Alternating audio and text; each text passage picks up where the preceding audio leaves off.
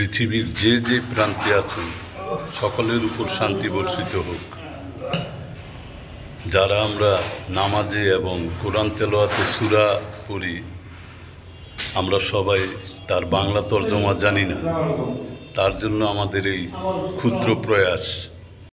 আমি এখন কথা বলবো ঠাকুরগাঁও বড় জামে মসজিদের ইমাম জনাব মোহাম্মদ খলিলুর রহমান সাহেবের সাথে। আসসালামু আলাইকুম। ওয়ালাইকুম সালাম। আজকে আপনি কৃষির উপরে আলোচনা করবেন। আজকে আমরা ধর্ম বর্ণ নির্বিশেষে সকলের জন্য শান্তিতে নিরাপদে থাকতে পারি ইসলামের দৃষ্টিতে কোরআন হাদিসের আলোকে আলোচনা করা হয়েছে যে ইসলাম শান্তির ধর্ম। আমরা বর্তমান উদ্ভূত পরিস্থিতি বাংলাদেশে এই মুহূর্তে আমাদের সকলকে নিরাপদ এবং শান্তিতে বসবাসের জন্য একে অপরের প্রতি শ্রদ্ধাশীল সহনশীল হওয়া উচিত এবং সমস্ত প্রকারের অন্যায়, সহিংসতা, অগ্নিসংযোগ, জ্বালাও পোড়াও, লুটতারা যেগুলো থেকে আমাদেরকে বিরত থাকতে হবে, তাহলেই আমরা প্রকৃত মুসলমান হতে পারব। আসসালামু আলাইকুম। ওয়ালাইকুম সালাম। نحمده ونستعينه ونستغفره ونؤمن به ونتوكل عليه ونعوذ بالله من شرور أنفسنا ومن سيئات أعمالنا. من يهده الله فلا مضل له ومن يضلل فلا هادي له ونشهد أن لا إله إلا الله وحده لا شريك له ونشهد أن محمدا عبده ورسوله. وقد قال الله تعالى في كلامه المجيد وفرقانه الحميد: أعوذ بالله من الشيطان الرجيم. بسم الله الرحمن الرحيم. الذين إن مكناهم في الأرض أقاموا الصلاة وآتوا الزكاة وأمروا بالمعروف وينهون عن المنكر ولله عاقبة الأمور. صدق الله العظيم. إن الله وملائكته يصلون على النبي يا أيها الذين آمنوا صلوا عليه وسلموا تسليما. اللهم صل على محمد وعلى آل محمد كما صليت على إبراهيم وعلى آل إبراهيم إنك حميد مجيد. اللهم بارك على محمد وعلى آل محمد كما باركت على إبراهيم وعلى آل إبراهيم إنك حميد مجيد. উপস্থিত সম্মানিত দিনদার ইসলাম প্রিয় মুসলিম ভাইয়েরা, আসসালামু আলাইকুম ওয়া রাহমাতুল্লাহ। সমস্ত প্রশংসা, সমস্ত কৃতজ্ঞতা মহান আল্লাহ পাকের নিমিত্তে যে আল্লাহ তাআলা আমাদেরকে সফর মাসের আজকে প্রথম জুমার দিনে সুস্থ শরীরে আল্লাহর ঘরে এসে ফরজ ইবাদত জুমার নামাজ আদায়ে আল্লাহ আমাদেরকে তৌফিক দান করেছেন বলে আলহামদুলিল্লাহ। আমি আপনাদের সামনে যে আয়াত তেলাওয়াত করেছি সূরা হজের 41 নম্বর আয়াত, তেলাওয়াতকৃত আয়াতে আল্লাহ তাআলা আমাদেরকে ঘোষণা দিয়েছেন, জানিয়ে দিয়েছেন যে যদি তোমাদেরকে আমি এই জমিনে প্রতিষ্ঠিত করে দেই, জমিনের ক্ষমতা দিয়ে দেই, তাহলে তোমরা নামাজ কায়েম করবে, যাকাত আদায় করবে, আকামুস সালাহ নামাজ কায়েম করবে, ওয়া আতাবুজ যাকাত যাকাত দেবে, ওয়া আমারু বিল মারুফ মানুষকে সৎ কাজের আদেশ দেবে, ওয়া নাহি আনিল মুনকার অসৎ কাজ থেকে মানুষকে বাধা দেবে, ওয়ালিল্লাহি আকিবাতুল উমুর সমস্ত কাজের পরিণতি একমাত্র আল্লাহই জানেন। এই আয়াতে কারিমার ভিতরে আল্লাহ তাআলা আমাদের মুসলিমদেরকে লক্ষ্য করে বলেছেন যে যদি তোমাদেরকে আমি জমিনের ক্ষমতা দিয়ে দেই, রাষ্ট্রের ক্ষমতা দেই, তোমরা নামাজ কায়েম করবে, যাকাত আদায় করবে, সৎ কাজের আদেশ করবে, অসৎ কাজ থেকে মানুষকে বাধা দিবে। এই যে কথাগুলো আল্লাহ বললেন, এগুলো আমরা আমাদের শুধু তেলাওয়াত না, আমাদেরকে বোঝা উচিত এবং আমল করা উচিত। আজকে আমরা কোরআন শরীফ হাদিস শরীফ পড়ি, ইসলামিক বই পড়ি, ইতিহাস পড়ি, কিন্তু আমরা বুঝি না। আবার বুঝি যারা, তারা আবার আমল করি না। সমস্যা এখানে। আমরা যদি লক্ষ্য করি, আল্লাহ তাআলা সমস্ত নবীদেরকে পৃথিবীতে পাঠিয়েছেন শান্তির জন্য। আর ইসলাম মানে হলো শান্তির ধর্ম। মুসলিম মানে হলো শান্তি, নিরাপদে থাকা অবস্থানকারী। মুসলিম অর্থাৎ এক অর্থ আছে আত্মসমর্পণকারী, আর এক সেলমন শব্দের অর্থ আছে সে নিজে নিরাপদ থাকবে আর এক ভাইকে নিরাপত্তা দান করবে। এটা হলো মুসলমানদের দায়িত্ব। আমি শুধু নিজে নিরাপদ থাকবো না, আর এক ভাইকে আমাকে নিরাপদ দিতে হবে। আল্লাহ রাসূলের জামানায় সবচেয়ে মানুষ ছিল উশৃঙ্খল, কাটাকাটি, মারামারি, রাহাজানি, ছিনতাই, ডাকাতি, লুটপাট। এটা ছিল জাহেলিয়াতের যুগে রাসূলের জামানায়। কিন্তু আল্লাহ রাসূল যখন আসলেন পৃথিবীতে, তিনি মানুষকে কি বললেন যে না, মানুষের নিরাপত্তা দিতে হবে আমাদেরকে। ইসলাম বলছে শান্তি, নিরাপত্তা দান করা। নিজেই শান্তিতে থাকবো, আর এক ভাইকে শান্তিতে থাকার সুযোগ করে দেব। আবার সে যে ধর্মেরই হোক না কেন, সে যে মতেরই হোক না কেন, তাকে নিরাপত্তা দেওয়া একজন মুসলমানদের দায়িত্ব। আজকে দেশের মধ্যে একটা পরিবর্তন এসেছে। এই পরিবর্তন মানে এটা না যে আমরা বাড়ি ঘর চালাও পড়া, অগ্নিসংযোগ, লুট তারাস, কাটাকাটি, মারামারি, হানাহানি, হিংসা, প্রতিহিংসা এগুলো করবো। এটা তো ইসলাম সমর্থন করে না। এখনের কি অবস্থা? রাসূলের জামানায় তো বহু এরকম সামাজিক অবক্ষয় ছিল, কিন্তু আল্লাহ রাসূল কখনো সাহাবীদেরকে নির্দেশ দেন নাই যে তোমরা লুটতারাজ করো, আগুন দাও, মানুষের বাড়ি ঘর পুড়িয়ে দাও, মানুষের জানের ক্ষতি করো, মালের ক্ষতি করো। রাসূল কখনো নির্দেশ দেন নাই, কোন ইতিহাসে পাবেন না। আজকে আমরা মুসলমান, আমাদের কেন এই বৈশিষ্ট্য আমাদের আসে না যে রাসূল যেটা করেছেন আমাদেরকে সেটা করতে হবে। দেশে একটা পরিবর্তন আসছে, ঠিক আছে, তাই বলে আমি হিংসা প্রতিফলন ঘটাবো, আর এক ভাইয়ের ক্ষতি করব, আমাকে দীর্ঘদিন কষ্ট দিচ্ছে না। ইসলাম তো উদারতার ধর্ম, সহনশীলতার ধর্ম, ক্ষমার ধর্ম। আল্লাহ কোরআনে বলেছেন ওয়াল আফিনা আনিন নাস ওয়াল কাযিমিনাল গায়স। রাগের সময় তুমি রাগ থামাও। সে ওই ব্যক্তি, ওই বীর পুরুষ যে ক্রোধের সময় রাগকে সংবরণ করে, সে হলো বীর পুরুষ। আর অপরাধ করলে অপরাধীকে ক্ষমা করে দেয়। আল্লাহু ইউহিব্বুল মুহসিনিন। আল্লাহ বলেন এরা আমার মুহসিনিন বান্দা, এরা আমার নেককার বান্দা। সুবহানাল্লাহ। এই যে আল্লাহ পাক একজন মুসলমানের কি বৈশিষ্ট্য, ঈমানি কি দায়িত্ব, কি কর্তব্য, এটা আল্লাহ কোরআনে বলে দিয়েছে। আপনি সব সময় সৎ থাকবেন, সত্য কথা বলবেন, কাউকে কষ্ট দিবেন না, দেখবেন আপনার কোনো শত্রু থাকবে না। আমরা যখনই কেউ ক্ষমতা পাই, তখনই আমরা কি করে আরেক ভাইকে জুলুম করার চেষ্টা করি, আমি আমার ক্ষমতাকে অপব্যবহার করি। তখনই কিন্তু আমাদের সমাজ ব্যবস্থাটা বিশৃঙ্খলা দেখা দেয়। জ্বালাও কাটা, মারা, অগ্নিসংযোগ করা, এগুলো ইসলাম কখনো সমর্থন করে না। আপনি একজন মুসলমান, আমি একজন মুসলমান। মুমিন আর মুসলমানের অর্থই হলো, মুমিন মানে হলো নিরাপদ, অন্যকে নিরাপত্তা দিবে, নিজেও নিরাপদ থাকবে, নিরাপত্তার বিধান করবে সমাজে, এর নাম হলো মুমিন। আল্লাহ রাসূল বলেছেন খোদার কসম, ওই ব্যক্তি মুমিন নয় যে তার প্রতিবেশীকে নিরাপদ দেয় না, যার হাত এবং জবান থেকে আরেক ভাই নিরাপদ থাকে না, সে কখনো মুসলমান না, সে কখনো মুমিন নয়। এই যে আমরা কোরআন হাদিসের কথাগুলো পড়ি, বোঝার চেষ্টা করি না, আবার বুঝলেও আমল করি না, এটা আমাদের করতে হবে ভাই। এই দুনিয়া শেষ না, আখিরাতে একটা জবাবদিহিতা আছে আমাদের।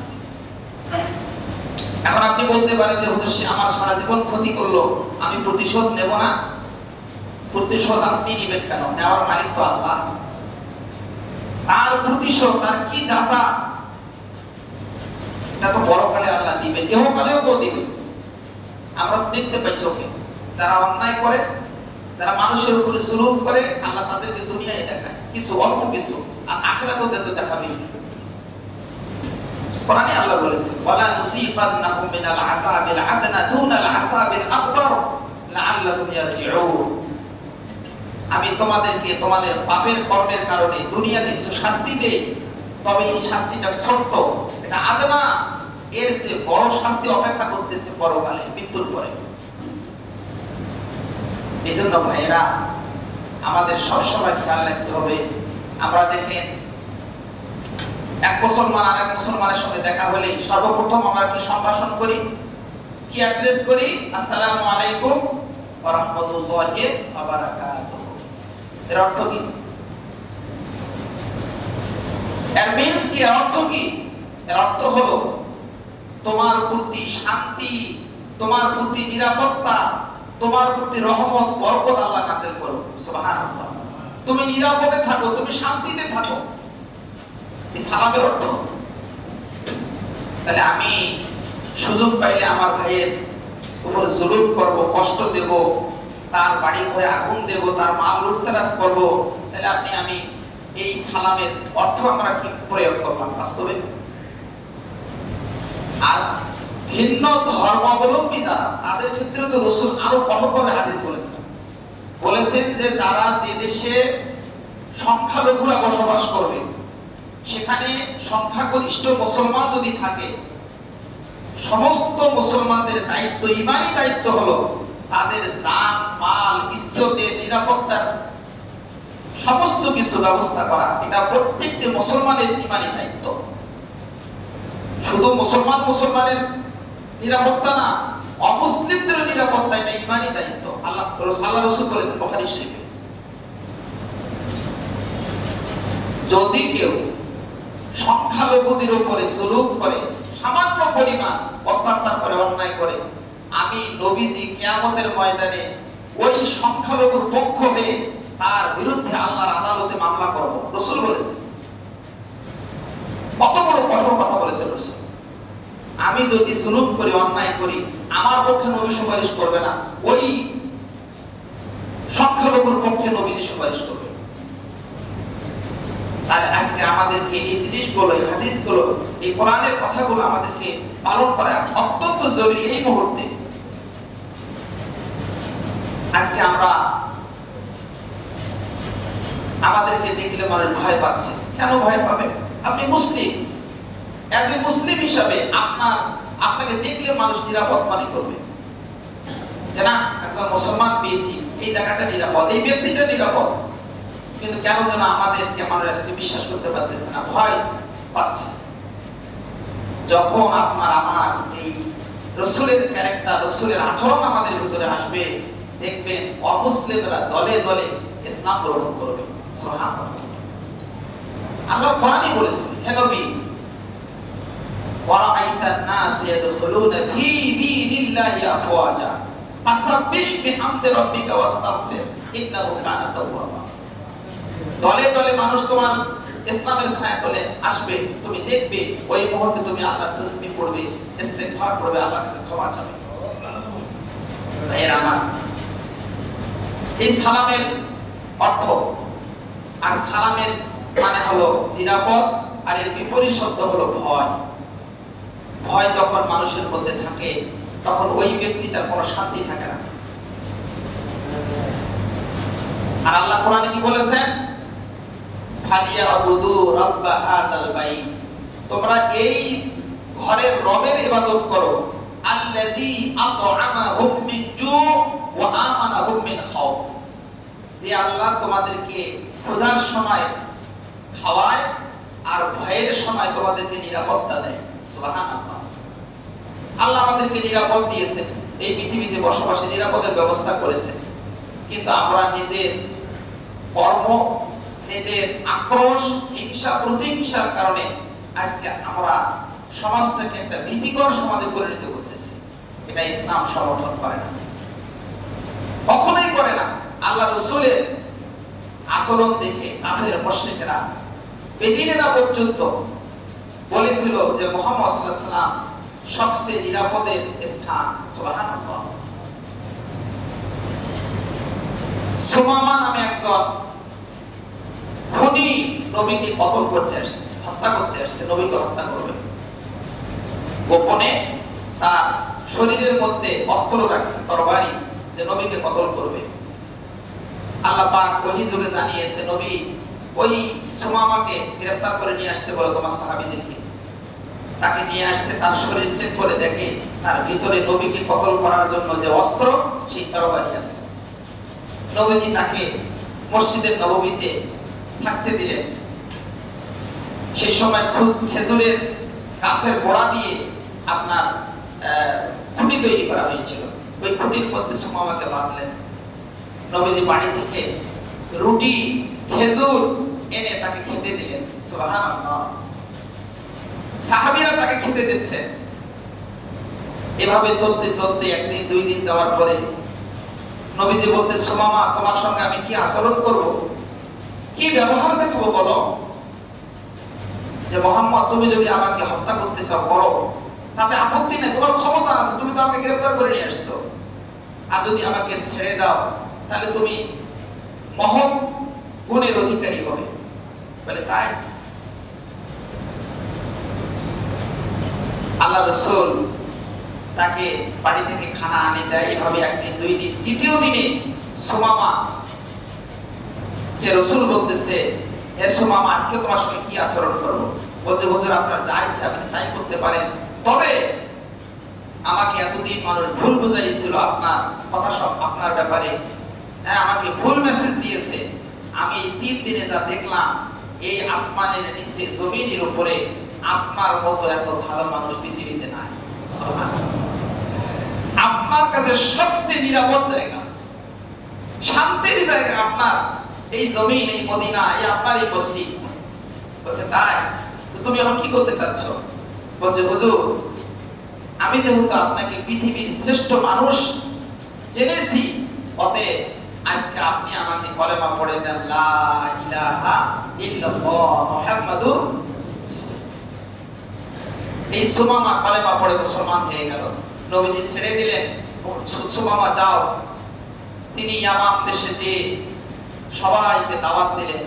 বলছে, তোমরা মুহাম্মদ সম্পর্কে তোমাদেরকে ভুল ধারণা হয়েছিল।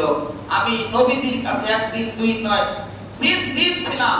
নবীর মতো ভালো মানুষ পৃথিবীতে নাই, মুহাম্মাদের মতো। চলো আমরা সবাই কলেমা পড়ে মুসলমান হয়ে যাব। সুবহানাল্লাহ। এই তো ইসলাম, এই তো নবীর আদর্শ। আজকে আমরা কি করছি?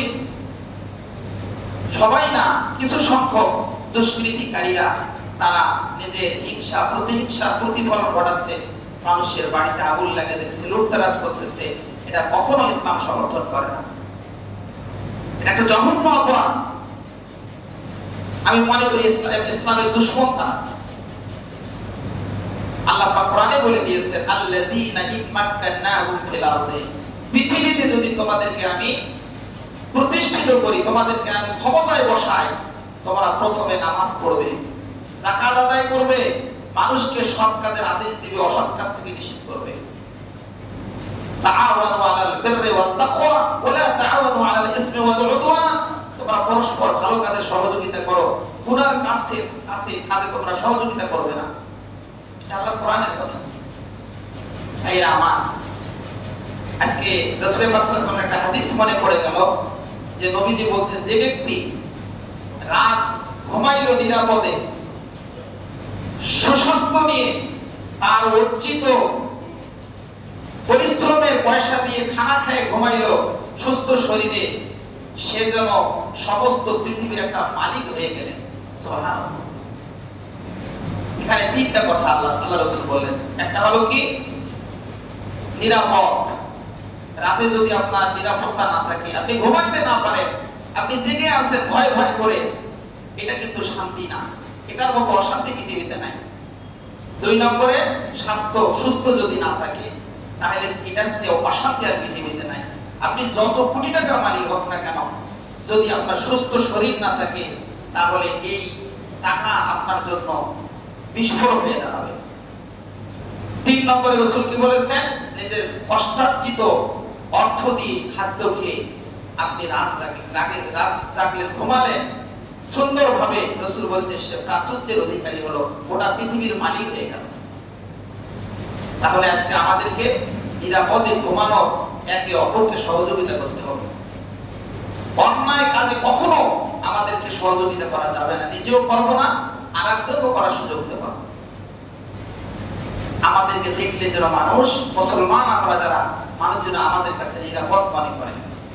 এটা আল্লাহ রাসূলের সহিহ হাদিস, এবং আল্লাহ তাআলা কোরআনেও বলেছেন বহু জায়গায় যে তোমরা তোমাদের ইজ্জত সম্মান, বিদায় হজের ময়দানে রাসূল বলেছেন একটা কথা, আজকের দিন যেমন পবিত্র, আজকের দিন যেমন সকলের কাছে আরাফার ময়দানের দিন যেমন আজকে আল্লাহ পাক সম্মানী করেছেন, তোমাদের প্রত্যেকটি মানুষের জীবন, তার সম্পদ, তার ইজ্জত রক্ষা করা সকলের দায়িত্ব। তোমরা কেউ কারো সম্মান হানি করবে না, সম্মানে হাত দিবে না।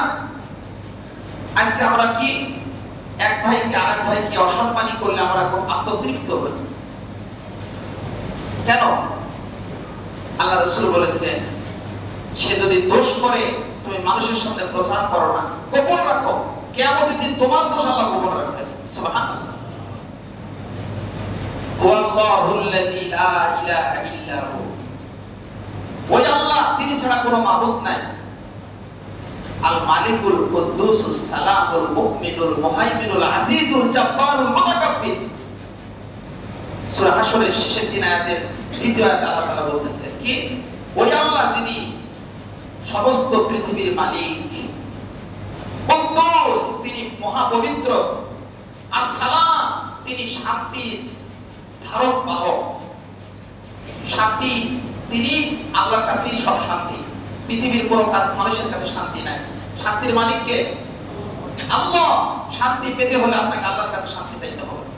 এজন্য আমরা আমাদের শেষে কি মোনাজাত করি জানেন? নবীজি মোনাজাতটা করেছেন, আল্লাহুম্মা আনতাস সালাম ওয়া মিনকাস সালাম তাবারাকতা ইয়া যাল জালালি ওয়াল ইকরাম।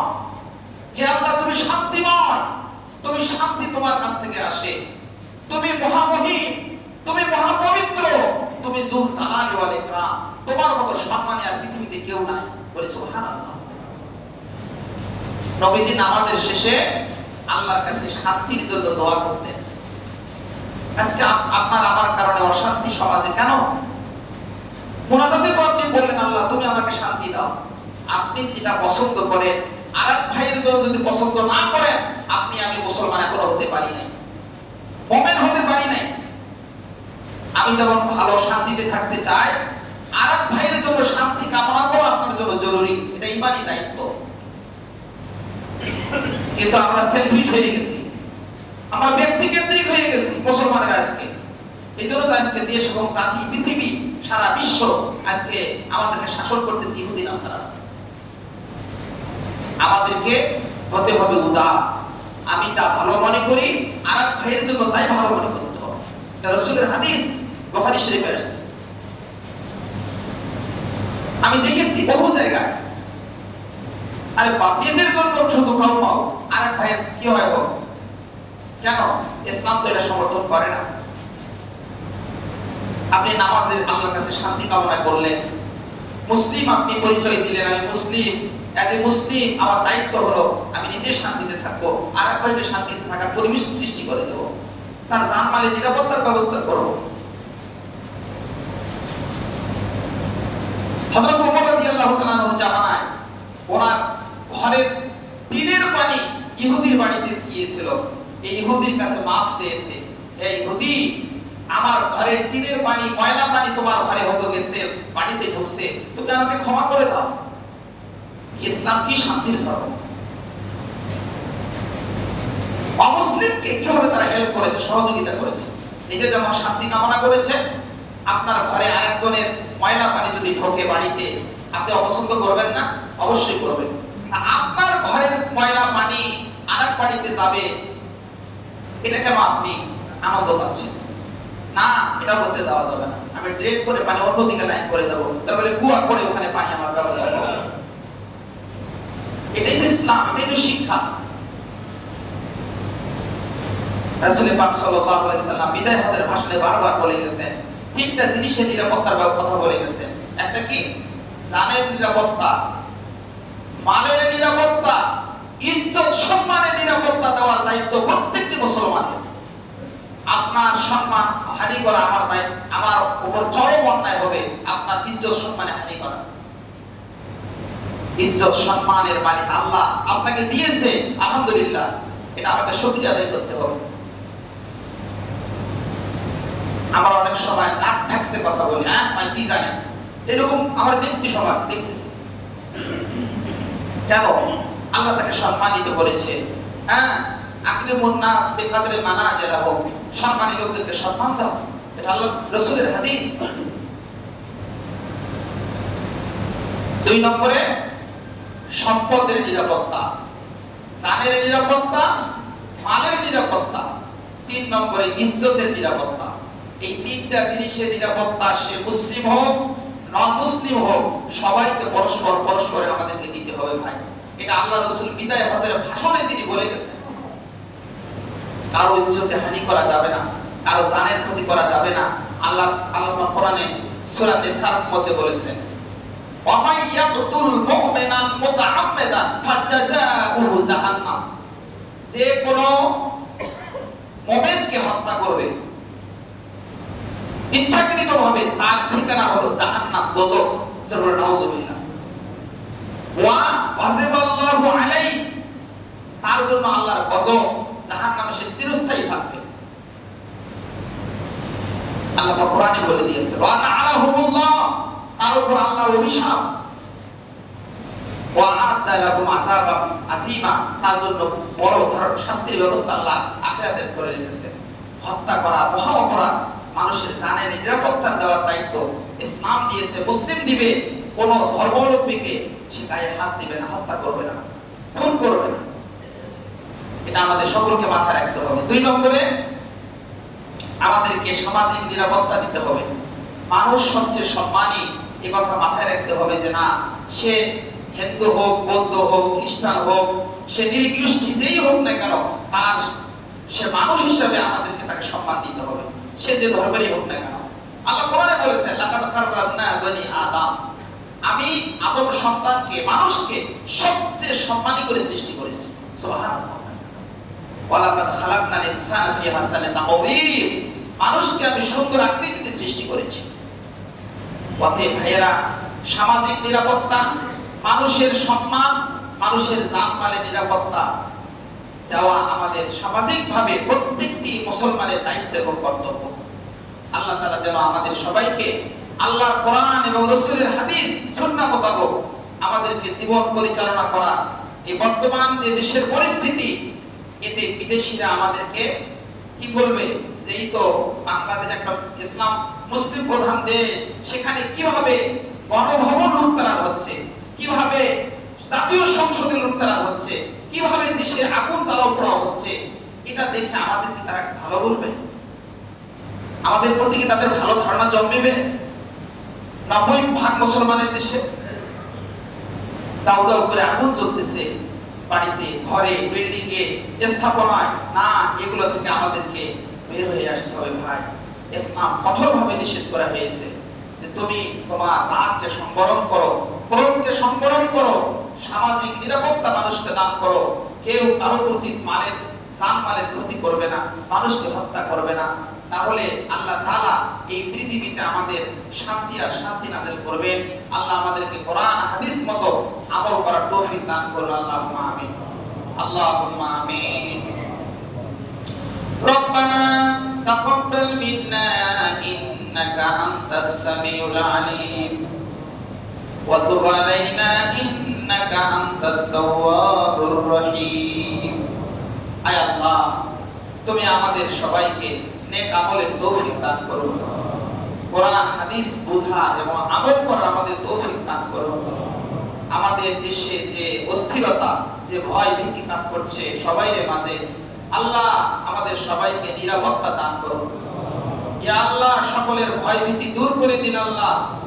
আল্লাহ এই দেশটা আমাদের, আমরা ভবিষ্যতে যেন সুন্দরভাবে দেশটাকে গড়তে পারি, আল্লাহ তুমি তৌফিক দান করো। সর্বশ্রেণীর মানুষ, ধর্ম বর্ণ নির্বিশেষে সবাই যেন শান্তিতে বসবাস করতে পারি, তৌফিক দান করো। সুবহান রাব্বিকা রাব্বিল ইজ্জাতি আম্মা ইয়াসিফুন ওয়া সালামুন